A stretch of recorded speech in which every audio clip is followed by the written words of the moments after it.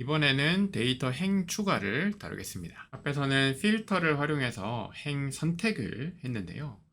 행 추가를 말 그대로 받아들이면 원래 있던 데이터에 새로운 행을 우리가 직접 추가하는 작업인가? 우리가 값을 직접 입력하는 작업인가? 라는 생각이 들 수 있습니다. 기능 이름은 행 추가긴 하지만 사실상 데이터의 행 결합을 의미합니다. 제가 잠깐 스팟파이어를 실행하고 데이터를 불러오겠습니다.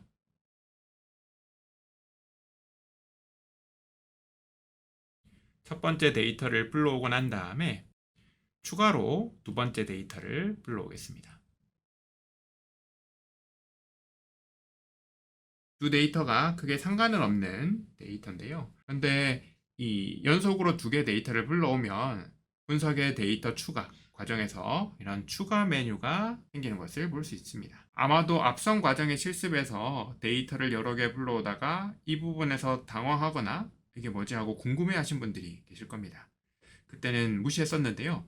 늦었지만 이제 설명을 드리려고 합니다. 드롭다운 메뉴를 클릭해보면 세 가지 선택지가 있는 것을 확인할 수 있습니다. 이렇게 추가로 데이터를 불러올 때 세 가지 선택지가 있는데요. 첫 번째는 새 데이터 테이블로 추가입니다. 기존 데이터랑 관계가 없는 데이터라서 독립적으로 활용할 데이터이거나 혹은 굳이 결합하지 않아도 된다는 것이죠. 두 번째는 다음에 행으로 추가인데요. 기존에 먼저 불러온 데이터 다음에 그 데이터 아래에 새로운 데이터를 이어 붙이자라는 겁니다. 데이터의 행 결합인 거죠. 지금 우리가 살펴볼 내용이 바로 이 행 추가입니다. 마지막으로 세 번째는 다음에 컬럼으로 추가가 있습니다. 이건 기존의 데이터 다음에 새로운 데이터를 붙일 건데 아래로가 아니라 옆으로입니다. 엑셀에서 VLOOKUP 함수를 써보신 분 계실 텐데요. 그 작업이고요. SQL 쓰고 계신 분들 SQL의 조인과 같은 작업입니다. 그런데 이 컬럼 추가 내용은 기초 과정에서 다루기에는 조금 내용이 복잡할 수 있어서 다음 심화 과정에서 다루기로 하고요. 우리는 비교적 간단한 행 추가만 살펴보겠습니다. 데이터 행 추가는 크게 두 가지 방법으로 실행 가능합니다. 첫 번째는 앞서 제가 보여드렸던 것처럼 데이터 불러오기 과정에서 추천되는 행 추가 작업을 활용하는 방법입니다. 컬럼 구조가 비슷하면 알아서 비슷한 기존 데이터를 추천해 주기 때문에 유용합니다. 두 번째는 데이터 캔버스를 활용하는 방법입니다. 또다시 데이터 캔버스인데요. 데이터 캔버스는 데이터 처리 작업에서 진짜 중요한 역할을 합니다. 다이어그램에서 더하기 부분을 클릭하면 행 추가, 컬럼 추가, 변환 추가 이렇게 세 가지 기능이 보입니다. 지금까지는 마지막에 있는 변환 추가를 주로 활용했었죠. 이번에는 행 추가를 눌러서 데이터를 아래로 이어붙일 수 있습니다. 어떤 방법으로든 데이터 행 추가를 하면 데이터 캔버스의 다이어그램에서요. 어떻게 두 데이터가 결합이 되었는지 확인할 수 있고 설정 아이콘을 클릭해서 행 추가 방법을 자세하게 설정할 수도 있습니다. 보통 우리가 이 행 추가 기능을 쓸 때는 월별이나 연도별로 데이터가 따로따로 존재할 때 지점이나 사업부나 라인별로 흩어진 데이터를 취합할 때라서 데이터에 들어가 있는 행의 값들만 다르고요. 컬럼 이름이나 형식이나 구조는 똑같을 때가 많습니다. 그래서 행 추가 과정에서 따로 지정하지 않아도 대부분 큰 문제 없이 데이터가 아래로 잘 붙게 되는데요. 혹시라도 컬럼 이름이 다른 경우 이 세부 설정에서 모두 지정할 수 있습니다. 그럼 스팟파이어로 이동해서 데이터 행 추가 기능을 활용해 보겠습니다. 먼저 첫 번째 데이터를 불러오겠습니다. 서브웨이 2022 선택해서 열어보고요. 첫 번째 데이터이기 때문에 원래 하던 것처럼 확인을 계속해서 눌러서 데이터를 불러오겠습니다. 이 데이터가 굳이 어떻게 생겼는지는 살펴보진 않겠습니다. 그런 다음에 두 번째 데이터를 불러올 텐데요.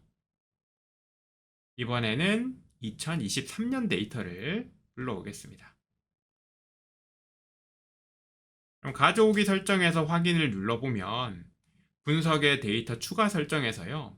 이렇게 추천으로 서브웨이 2023 데이터를 서브웨이 2022 데이터에 행으로 추가하는 게 어떻겠냐라고 지금 제안을 하고 있는 것이죠. 그래서 기존에는 권장사항 건너뛰기 버튼을 누르거나 혹은 새 데이터 테이블로 추가를 선택해서 둘을 관계없이 따로따로 가져왔었는데요. 지금은 다음에 행으로 추가를 선택하신 다음에 2022에 2023 데이터를 아래로 붙이겠다라고 지정하는 것도 가능합니다. 확인 버튼을 눌러보겠습니다. 그럼 우리 몇 개의 파일을 가져왔나요? 2개의 파일을 가져왔죠? 근데 분석의 데이터에 보시면 하나밖에 없습니다. 데이터 캔버스로 이동해 보시죠. 데이터 캔버스에서 다이어그램을 보시면 기존의 데이터를 하나를 가지고 올 때와는 조금 구조가 다른데요. 가운데 다이어그램을 보시면요. 서브웨이 2022 첫 번째 데이터에 서브웨이 2023 두 번째 데이터가 추가된 행으로 결합된 것을 볼 수 있습니다. 그래서 데이터 부분을 보시면 2022년에 12월 31일 밑에 2023년에 1월 1일이 바로 붙어 있는 걸 볼 수 있고요. 두 데이터가 잘 결합됐다는 걸 확인할 수 있습니다. 그래서 결합된 두 데이터의 이름을 잘 지정해 주는 게 좋은데요. 데이터를 하나를 불러왔을 때는 그 파일 이름 자체가 스파파이어에서 이름이 되니까 큰 문제가 없었는데 지금은 혼선이 있을 수 있겠죠. 이름을 바꾸셔서 서브웨이 2022가 아니고 2022, 2023 두 데이터를 합쳤다라고 이름을 지정해 주시는 게 좋을 겁니다. 이게 첫 번째로 데이터를 행 결합하는 방법이고요. 이번에는 다시 두 데이터를 한번 불러보겠습니다. 먼저 첫 번째 데이터 가져오겠습니다.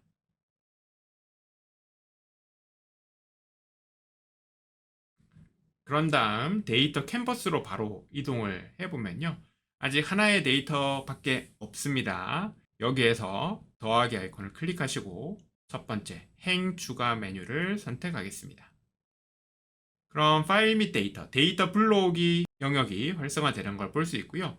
여기에서 두 번째 데이터를 선택하면 됩니다. 메뉴의 구성이 조금 다른데요. 추가로 추가된 행에 대한 설정도 가능하긴 하지만 지금은 확인을 바로 눌러보겠습니다. 결과적으로는 동일하죠. 이번에도 2022년 데이터에 2023년 데이터가 아래로 행 추가된 걸 볼 수 있고요. 역시 데이터 부분을 보시면 문제없이 잘 붙은 것을 확인할 수 있습니다. 그런데 여기서 끝은 아니고요. 추가된 행에 보시면 톱니바퀴 아이콘, 설정 아이콘이 있습니다. 한번 클릭해 보시죠. 그러면 행 추가를 하는 과정에서 어떤 컬럼과 어떤 컬럼을 이어붙일지를 지정할 수 있는데요. 지금은 원본 데이터, 그러니까 2022년 데이터와 새 데이터, 추가할 2023년 데이터에 컬럼들이 모두 동일하죠. 보시면 이름도 똑같고 형식, 유형도 동일한 것을 볼 수 있습니다. 그래서 큰 문제 없이 스파파이어가 알아서 이어붙인 걸 볼 수 있는데요. 혹시라도 이름이 다른 경우에는 우리가 직접 하나씩 지정해야 될 수도 있습니다. 예를 들면 원본 데이터에 사용일자라고 하는 컬럼이 있는데 새 데이터에서 더하기 버튼을 누르셔가지고요. 어떤 컬럼이 대응되는지를 알려줘야 하는 거죠. 오른쪽에 결과 미리 보기 창을 보시면요. 기존에 있던 컬럼 말고 데이터의 원점이라고 하는 컬럼이 하나 추가되어 있는 걸 볼 수 있는데요. 한글로 원점이라고 번역해놨지만 영어 표현은 오리진이고요. 사실 원천이라는 표현이 조금 더 잘 맞을 것 같습니다. 이 행이 어떤 데이터에서 왔는지를 표시해주고 있는데요. 보통은 크게 필요는 없습니다. 그래서 왼쪽 메뉴 중에서 행의 원점 식별 메뉴로 가신 다음에요. 새 컬럼 만들기가 선택되어 있는데 위에 있는 원점 식별 안함을 선택해 주시면 그 변수를 제외하고 데이터를 결합할 수 있습니다. 역시 이름을 적당히 바꿔줄 수 있겠죠. 그냥 서브웨이라고 지정할 수 있고요. 그런 다음 페이지에서 시각화로 가서 선 그래프 같은 것들을 그려보면 2022년과 2023년 데이터가 하나로 합쳐져 있기 때문에 두 해의 정보를 한꺼번에 활용할 수 있습니다. 이렇게 여러 개의 데이터를 아래로 이어붙이는 행 결합하는 방법을 살펴봤는데요. 사실 데이터 불러오기 과정에서요. 이런 방법도 쓸 수 있습니다. 로컬 파일 찾아보기로 하신 다음에요. 예를 들면 교통사고 데이터도 경기도와 서울과 인천이 따로 파일로 존재하는데 이 세 개의 파일을 하나로 합쳐서 가져와야 경기도와 서울과 인천을 비교하는 그래프를 그릴 수 있겠죠. 그래서 데이터를 불러오실 때 컨트롤이나 시프트 키를 활용해서 한꺼번에 여러 개의 데이터를 지정할 수 있고요. 그런 다음에 열기 버튼을 클릭해 보시면 순서대로 데이터에 대한 기본 설정들이 나오는데요. 확인을 3번 누르겠습니다. 그런 다음에 분석의 데이터 추가 설정 부분을 보시면 서울의 데이터는 새 데이터 테이블로 추가가 되는 거 볼 수 있고요. 그 다음에 이어붙게 되는 경기도는 서울 데이터에 행으로 추가가 되고 그 밑에 있는 인천 데이터도 서울의 데이터에 행으로 순서대로 추가가 되는 것을 볼 수 있습니다. 애초에 데이터를 가지고 오실 때 붙이고 싶은 데이터를 한꺼번에 선택하시면 조금 더 편하게 데이터를 아래로 이어붙일 수 있습니다. 네, 그럼 실습을 해볼 텐데요. 예제 데이터에 보면 4개 지역에 아파트 실거래가 데이터가 있습니다. 4개 데이터를 한꺼번에 불러오셔서 행결합, 행추가를 해보시고요. 합쳐진 데이터를 활용을 해서 페이지에 시각화를 할 텐데요. 테이블 하나 혹은 그래프, 간단한 그래프 하나 추가해 두신 다음에 필터 기능을 활용해서 합쳐진 데이터로 전용 면적이 80부터 100인 행을 선택해 보시고요. 막대 그래프도 하나 추가해 보겠습니다. 네, 그럼 같이 살펴볼 텐데요. 사실 행결합과 관련된 실습은 2개죠. 1번, 2번이고요. 나머지 3번과 4번은 위에서 우리가 이미 살펴봤던 내용의 복습이라고 볼 수 있습니다. 그럼 스파파이어로 가서 한번 실습을 해볼 텐데요. 다른 데이터들이 있으면 복잡하니까 분석을 닫고 새 출발하겠습니다. 로컬 파일 찾아보기로 가서요. 아파트 실거래가 데이터를 4개를 한꺼번에 선택을 해서 열겠습니다. 각각 설정을 하는 화면들이 나오는데 4번 확인을 누르면 되겠죠. 그러면 송파구가 가장 먼저 등장을 하고요. 강동구, 강남구, 서초구의 데이터를 각각 그 밑에 이어붙여서 하나로 바로 합칠 수 있습니다. 데이터 캔버스로 가볼까요? 순서대로 3개의 데이터가 원래 있던 하나의 데이터에 추가가 되면서 큰 하나의 데이터가 만들어진 걸 볼 수 있고요. 이름을 바꾸는 것이 좋겠습니다. 아파트 매매 실거래가 데이터 이렇게 이름을 지정하겠습니다. 이름은 적당히 지정하시면 되고요. 이 다이어그램 부분을 보시면 더하기들이 여러 군데서 존재하는 걸 볼 수 있는데요. 여러분, 우리 변환이 필요할 수도 있겠죠. 여러분이 그때그때 잘 판단하셔야 되는 부분인데 각각의 데이터에서 각각 변환을 할 건지 혹은 데이터가 합쳐지고 난 다음에 변환을 할 건지 판단하셔야 됩니다. 근데 일반적으로는요. 데이터를 행결합했다라고 하는 것 자체가 데이터의 구조, 컬럼의 구조라든가 이름이라든가 형식 같은 것들이 다 동일하다라는 가정을 깔고 가거든요. 그래서 데이터가 하나로 합쳐진 다음에 마지막 최종 상태에서 변환을 하시는 것을 추천드립니다. 지금은 큰 문제 없이 데이터 4개가 이어 붙었고요. 마지막 부분을 클릭해 보시면 이렇게 4개 데이터들이 문제없이 잘 붙어 있는 것을 확인할 수 있습니다. 그러면 데이터 캔버스를 닫고요. 페이지에서 시각화 유형에서 테이블을 하나 추가해 주고요. 필터를 걸어 보겠습니다. 그런 다음에 전용 면적이 80부터 100인 것을 선택을 해야 되는데요. 전용 면적 아래쪽에 있네요. 슬라이더를 활용하셔도 되고 저는 이 숫자를 더블 클릭해서 80, 뒤에 있는 숫자도 더블 클릭해서 100 입력하겠습니다. 그럼 4개 지역에 전용 면적이 80부터 100 사이인 거래건들만 잘 남은 것을 볼 수 있네요. 여기다가 시각화도 하나 추가해 볼까요? 막대 그래프를 선택하고요. 시군구를 지정하도록 하겠습니다. 분석의 데이터에서 범주 중에서 시군구라고 하는 컬럼이 보이네요.